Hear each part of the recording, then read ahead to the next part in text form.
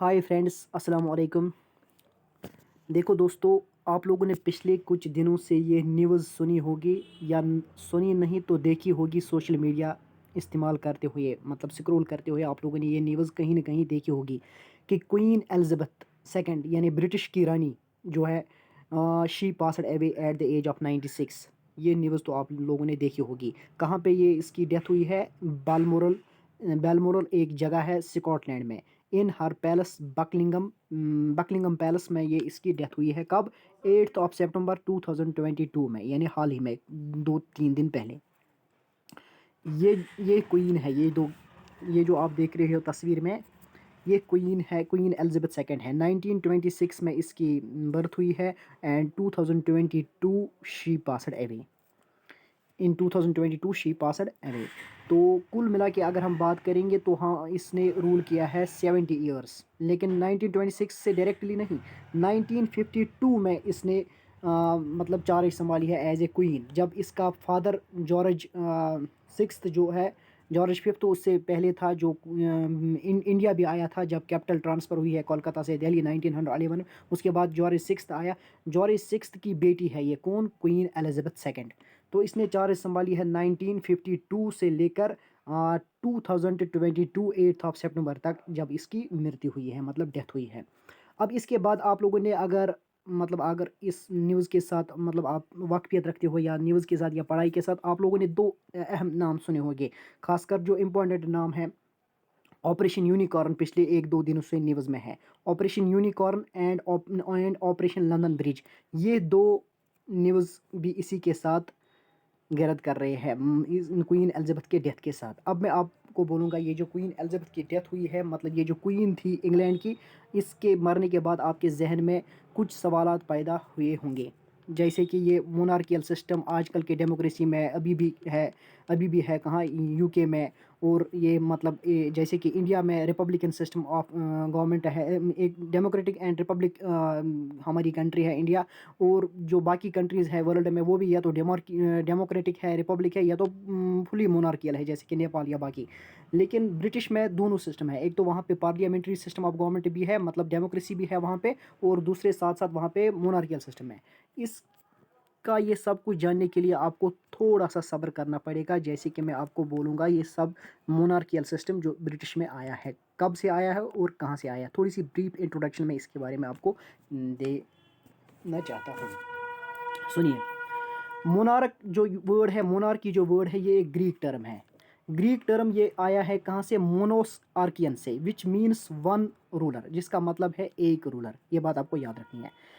ये जो British monarchial system है, ब्रिटिश मोनार्की का बुनियाद एक्चुअली 829 में, आप समझ रहे हो, 829 में डाली थी। किसने? किंग एग्बर्ट ने। ये बात आपको याद रखनी है, ब्रिटिश मोनार्की की। उसके बाद 1603 में जेम्स सिक्स्थ आया है, उन्होंने इस्टेब्लिश किया था England and Scotland as a country. मतलब इंग्लैंड और स्कॉटलैंड, ये दो अलग देश है। ये फाउंड किए हैं 1603 में जेम्स सिक्स्थ ने। ये बात आपको याद रखनी है। उसके बाद एक एक्ट पास हुआ होता है 1707 में, जिस एक्ट का नाम है act of union. Act of union के एक्ट के ज़रिए से ये जो दोनों कंट्रीज़ है जिनका मैंने ऊपर नाम बताया है, England and Scotland, both these countries were merged और they joined with the kingdom of Great Britain. मतलब ये दोनों, ये जो कंट्रीज़ है, इनको मर्ज किया गया, इनको मतलब मिलाया गया, ज्वाइन किया गया। इन्होंने इसके साथ एक जोड़ बनाया है इन्होंने, जिसका नाम पड़ा है किंगडम ऑफ ग्रेट ब्रिटेन। इसी दिन से इस्टेब्लिश हुआ था, जब से ये एक्ट पास हुआ, 707 एक्ट। उसके बाद एक और एक्ट पास होता है 1801 में, और 1801 में एक एक्ट पास हुआ है जिसका नाम था एक्ट ऑफ यूनिटी 1801।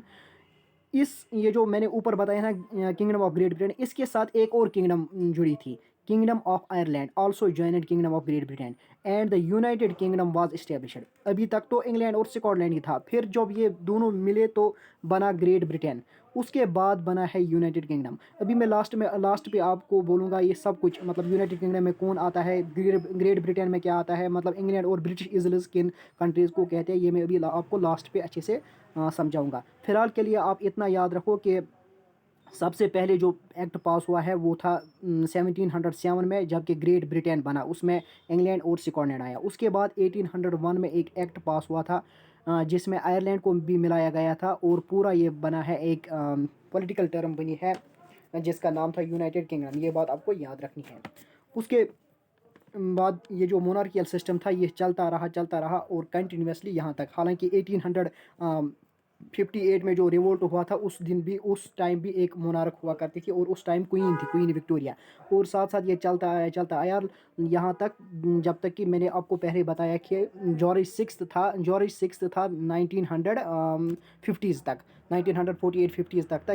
तो यानी जब से हिंदुस्तान आज़ाद हुआ था, आज़ादी के दौरान ब्रिटिश का मोनार्क था जॉर्ज सिक्स। उसका पहला जो मतलब उसका बाप जो था जॉर्ज फिफ्थ, वो आया था कहाँ, इंडिया, 1911 में। आप समझ रहे हो मतलब क्रोनोलॉजिकल ऑर्डर इसका। तो जब 1950s में इसकी डेथ हुई होती है जॉर्ज सिक्स की, तो उसकी बेटी 1952 से क्वीन एलिजाबेथ के नाम से ये हेरिडिटरी कल्चरल सिस्टम जो था इंग्लैंड में, ये इसका मतलब कंटिन्यूएशन इन्होंने रखा है इसकी बेटी ने। तो as a Queen Elizabeth second इसने ये क्वीन बनी है यूके की। क्वीन एलिजाबेथ फर्स्ट एक्चुअली 1580 में ऑलरेडी रूल किया करती थी इंग्लैंड में, ब्रिटिश में। तो उसके बाद क्वीन एलिजाबेथ सेकंड आई है 1952 से। एक्चुअली ये बॉर्न हुई है 1926 में, लेकिन इसने सदारत संभाली है, मतलब एज ए क्वीन इसने वर्क किया है 1952 में, वहाँ से यहाँ 2022 तक। ये बात आपको याद रखनी है। ये जो क्वीन सिस्टम है या किंग जो अब आएगा वहाँ पे इसका बेटा, ये सिस्टम एक्चुअली जैसे कि इंडिया में है हेड ऑफ द स्टेट है, she is like head of the state, but वहाँ पे जो मोर पावरफुल है वो ब्रिटिश पार्लियामेंट है। इसका मतलब ये है कि ये एक्चुअल पावर जो वहाँ पे है वो ब्रिटिश पार्लियामेंट के पास है। सेम जैसे कि कहाँ, जैसे कि इंडिया में है प्रेसिडेंशियल फॉर्म ऑफ गवर्नमेंट है। जैसे कि इंडियन प्रेसिडेंट है वो एक नॉमिनल हेड है, लेकिन सबसे ज़्यादा पावर्स यानी रियल पावर एक्चुअल हेड कौन है, इंडिया का प्राइम मिनिस्टर। सिमिलरली ब्रिटिश में भी डेमोक्रेटिक सिस्टम है, यानी पार्लियामेंट वहाँ पे भी है, लेकिन वहाँ का जो मतलब जो सुपरमेसी है वो पार्लियामेंट की है। और ये जो क्वीन है या किंग है, कौन अब बनेगा वहाँ पे, किंग ही बनेगा, अब इसका बेटा है। तो ये जो क्वीन का या किंग का सिस्टम वहाँ पे है, ये इतना ज़्यादा मतलब पॉपुलर नहीं है। हालांकि है तो ये मोनार्कियल सिस्टम, लेकिन सबसे ज़्यादा मतलब पावरफुल अगर हम बात करें तो वो अभी भी वहाँ का पार्लियामेंट है। इससे हमें पता चलता है कि ये जो ब्रिटिश का ये जो ब्रिटिश है, इनको है कॉन्स्टिट्यूशनल मोनार्की। कॉन्स्टिट्यूशनल मोनार्की मतलब है कि ये जो क्वीन है ये अपॉइंट करती है प्राइम मिनिस्टर को, या जो अब किंग बनेगा वो अपॉइंट करेगा प्राइम मिनिस्टर को। रिसेंटली हाल ही में ब्रिटिश में एक नई प्राइम मिनिस्टर बनी है जिसका नाम है लीज ट्रस। क्या नाम है उसका, लीज ट्रस, एक नई ब्रिटिश प्राइम मिनिस्टर बनी है कंजर्वेटिव पार्टी से जो बिलोंग करती है। इसको भी अपॉइंट किया है किसने, इसी क्वीन एलिजाबेथ सेकंड ने अपने मरने से पहले कुछ दिन इसको अपॉइंट किया है लीज ट्रस ने। ये एक नई प्राइम मिनिस्टर बन के आई है ब्रिटिश इंग्लैंड में। इन्होंने हराया है इंग्लैंड का ये जो ऋषि सुनक है, उनको डिफीट मिली है। क्वीन जो है ना, ये हेड ऑफ द स्टेट ना कि सिर्फ ब्रिटिश की है, बल्कि ये head of the state 15 countries की है। जैसे कि जमाइका है, न्यूजीलैंड है, ऑस्ट्रेलिया है, पापा न्यू गिनिया है, कनाडा है, बहामास है। इन सब का भी ये हेड ऑफ द स्टेट है। हेड ऑफ द स्टेट मतलब जैसे कि यहाँ पे प्रेसिडेंट होता है। इसमें श्रीलंका भी था, पाकिस्तान भी था, इंडिया भी था, लेकिन इन्होंने विड्रा किया है itself from the head of the state to be British head. यानी जैसे कि ब्रिटिश का हेड है, वहाँ पे वो हेड करते हैं ब्रिटिश में। इस सेम इन कंट्रीज़ का हेड भी कौन है, इलेक्टेड नहीं है, ये मोनार्कियल है और ब्रिटिश क्वीन है। ये बात आपको याद रखनी है।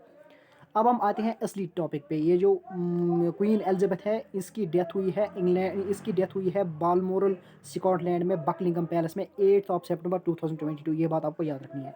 ये जो क्वीन एलिजाबेथ है, she ruled the throne for 70 years 1952 से। जब इसका फादर जो था वो उसकी डेथ हुई थी, तो उसके बाद इसने सदारत संभाली थी वहाँ पे। वो जो जॉर्ज सिक्स था, उसका फादर जो है जॉर्ज फिफ्थ, वो इंडिया भी आया था 1911 में, जब कोलकाता से दिल्ली कैपिटल शिफ्ट की गई थी। ये बात आप लोगों ने हिस्ट्री में सुनी होगी या पढ़ी होगी।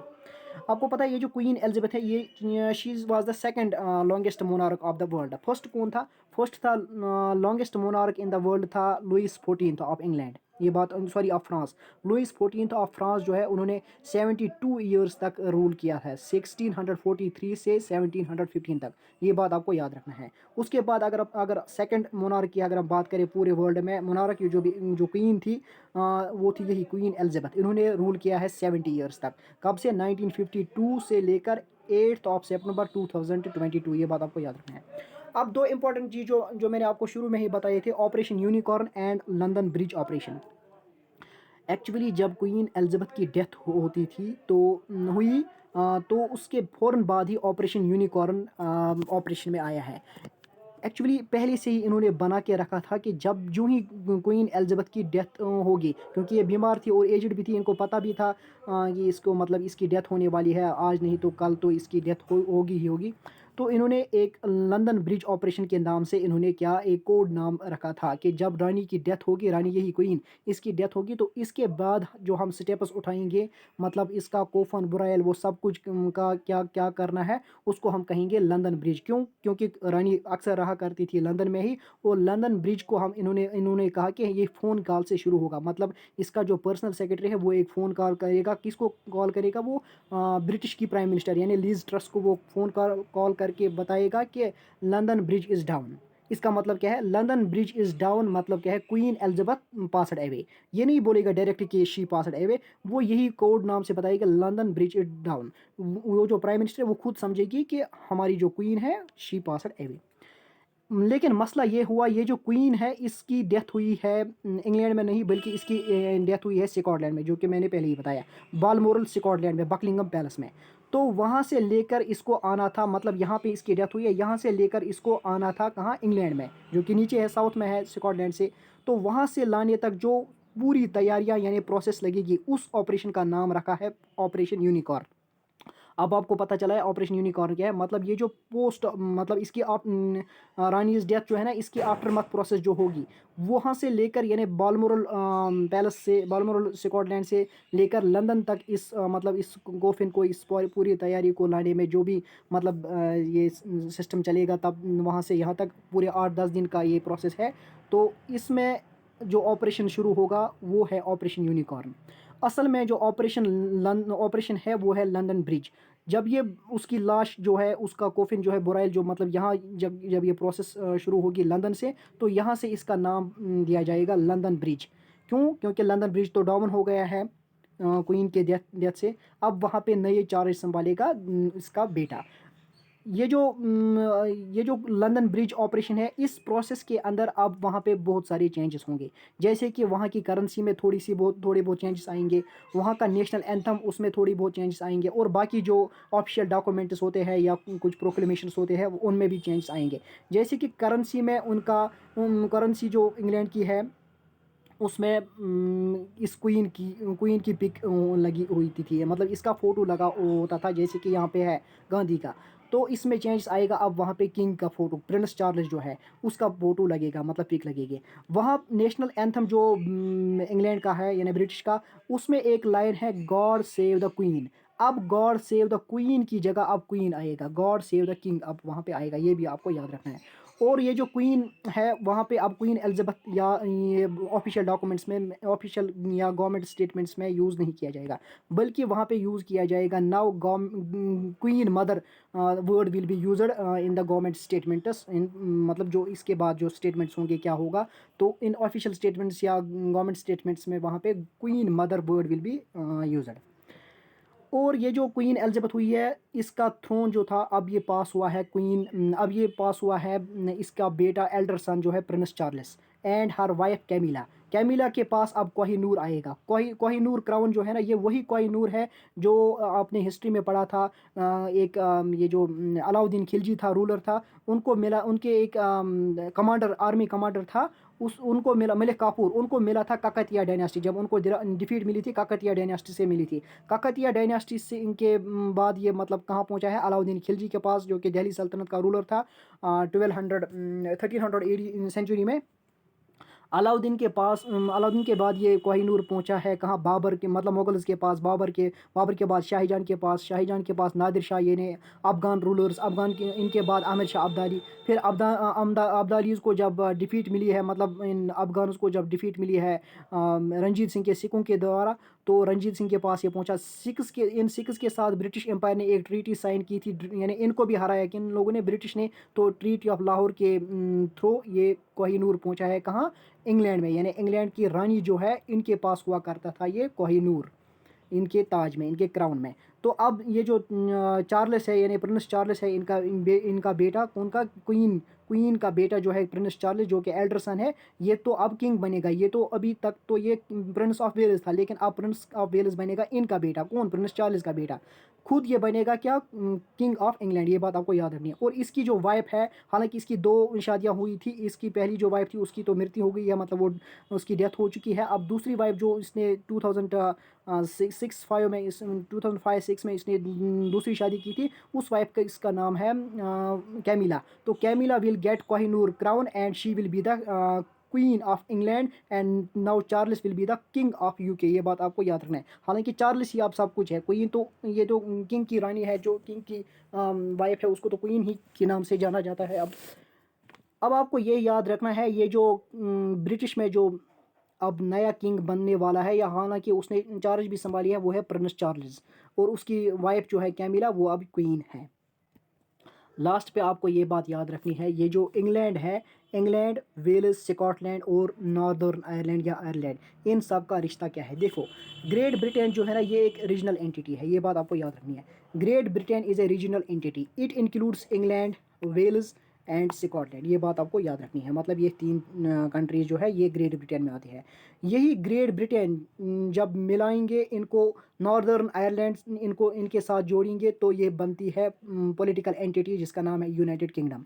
यानी यूनाइटेड किंगडम एक पॉलिटिकल एंटिटी है। When we add Northern Ireland to Great Britain it forms UK. ये बात आपको याद रखनी है। पहले ग्रेट ब्रिटेन है, मतलब उसमें है इंग्लैंड, वेल्स, स्कॉटलैंड। हालांकि इन तीनों की अलग अलग कैपिटल भी है, करेंसी तो सेम है, लेकिन कैपिटल इनकी अलग अलग है। फिर उसके बाद आता है यूनाइटेड किंगडम, जो कि पॉलिटिकल एंटिटी है। जब हम नॉर्दर्न आयरलैंड को ऐड करते हैं, जब हम नॉर्दर्न आयरलैंड ऐड करते हैं ग्रेट ब्रिटेन को, तो ये बनता है यूनाइटेड किंगडम। ये भी आपको याद रखना है।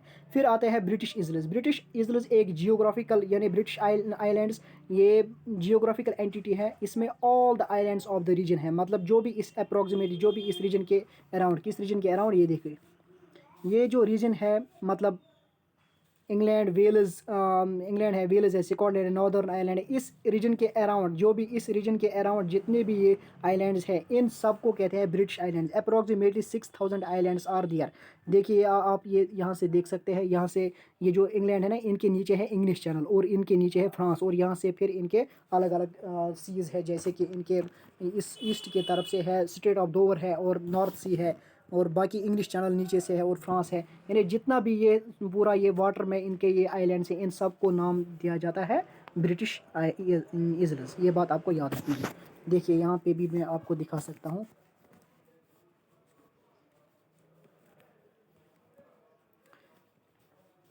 ये यहाँ पे आप देख सकते हैं, ये है नॉर्दर्न सी, यहाँ से स्ट्रेट ऑफ डोवर है, यहाँ से फ्रांस है। ये बात आपको याद रखनी है। इंग्लिश चैनल है नीचे से, ये बात आपको याद रखनी है। ये है इंग्लैंड, और यह है ऊपर स्कॉटलैंड, और यह है वेल्स। ये है ग्रेट ब्रिटेन, और यहाँ से नॉर्थ अटलांटिक ओशन। ये है नॉर्दर्न आयरलैंड, जो कि इसी का पार्ट है, और यह है आयरलैंड डब्लिन, जो कि अलग है। और नीचे जो है ये सेलेटिक सी। ये बात भी आपको याद रखनी है।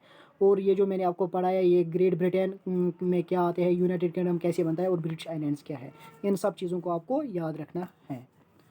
और एक बात, इस लेक्चर की पूरी पीडीएफ जो है वो मेरे टेलीग्राम ग्रुप में है, जो कि मिशन JKS और JKSSB के नाम से है टेलीग्राम पे। वहाँ पे आप ज्वाइन करिए, वहाँ पे आपको इस लेक्चर की पीडीएफ मिलेगी। चलो, थैंक यू।